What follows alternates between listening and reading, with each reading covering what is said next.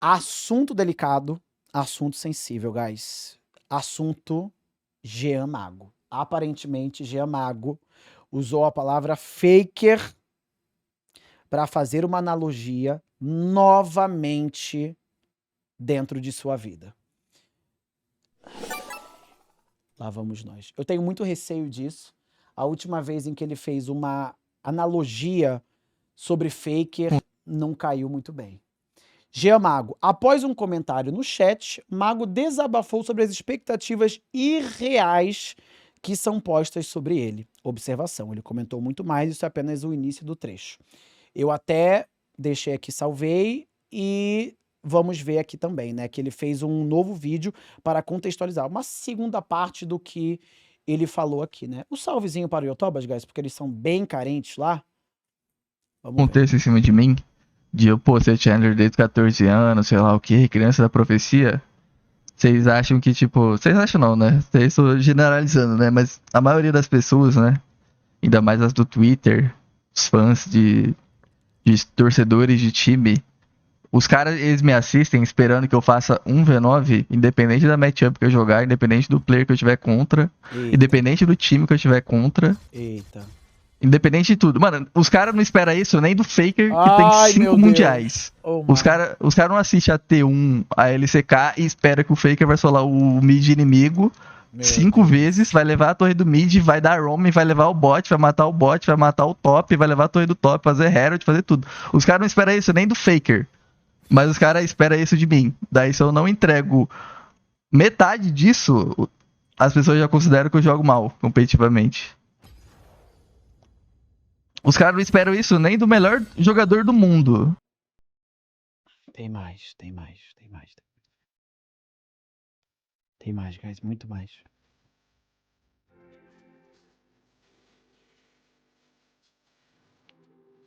Tem mais. Não, eu não ligo pra isso. Eu só tô falando, tipo, o porquê que as pessoas acham que, por exemplo, na solo que eu sou um deus e um competitivo eu sou um, tá ligado? Sendo que isso não é uma verdade, tá ligado? É literalmente por conta do contexto em cima de mim, que as pessoas esperam muito de mim, só que um jogo competitivo não é um jogo que eu vou ter controle 100% das coisas, tá ligado? É por isso que na solo kill eu sou bem melhor do que no competitivo. Porque na solo kill eu consigo. Não que eu consigo controlar as coisas, né?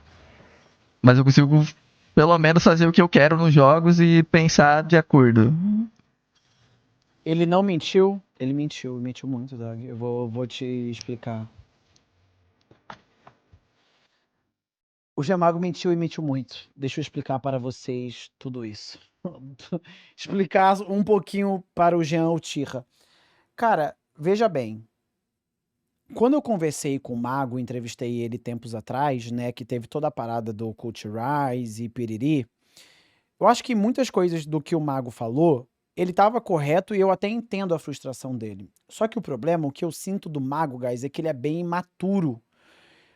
Ele, tipo, nós conhecemos o Mago sendo maguinho, né? Ele com 14, 15 anos ali, fez stream, cresceu, foi Challenger e virou a criança da profecia. Tiracan do Greve, ela tá ali? Tá, né? É verdade.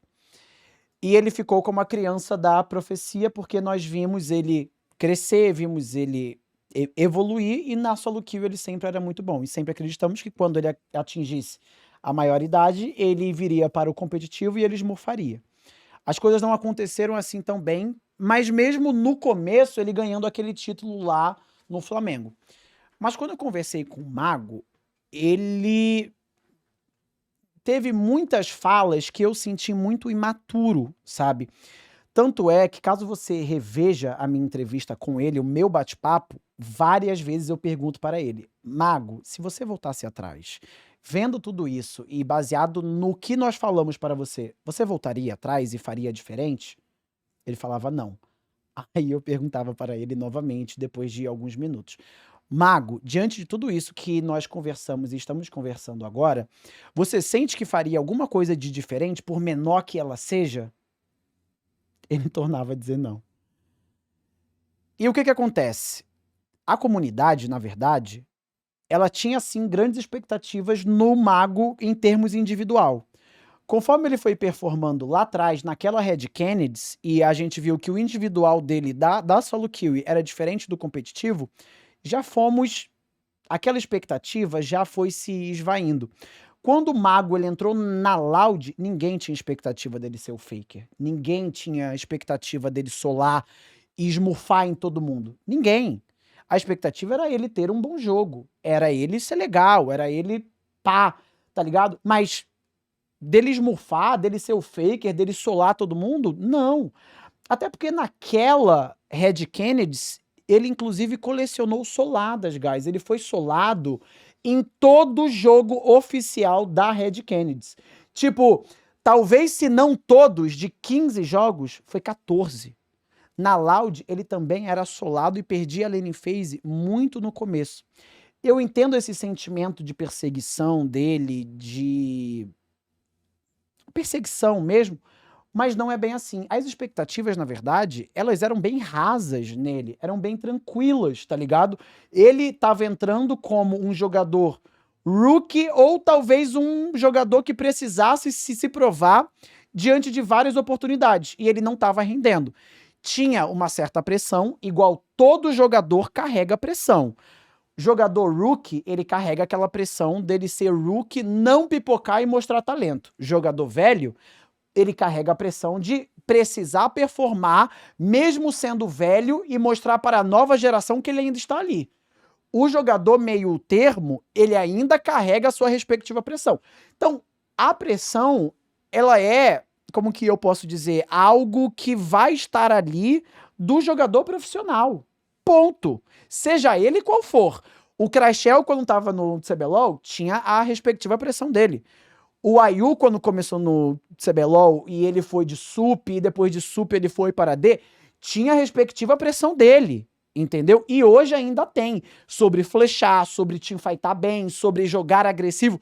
Todo jogador tem a pressão. Giamago não é especial, ele precisa sair desse palanque que eu sinto que a própria cabeça dele colocou ele lá, de ser especial e precisar dar gap. Entende?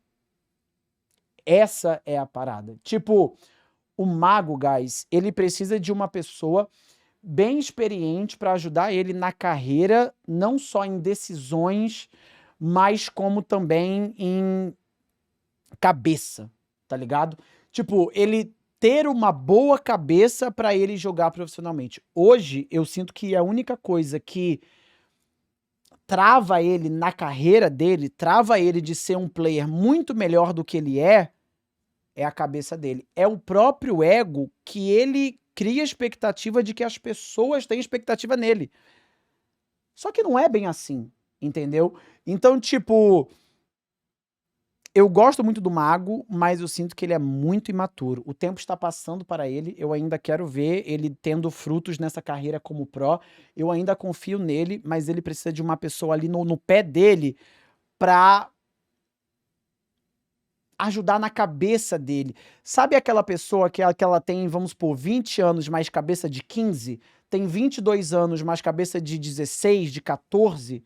Eu sinto que o Mago, ele é exatamente isso, tá ligado? E sinto isso até há pouco tempo atrás.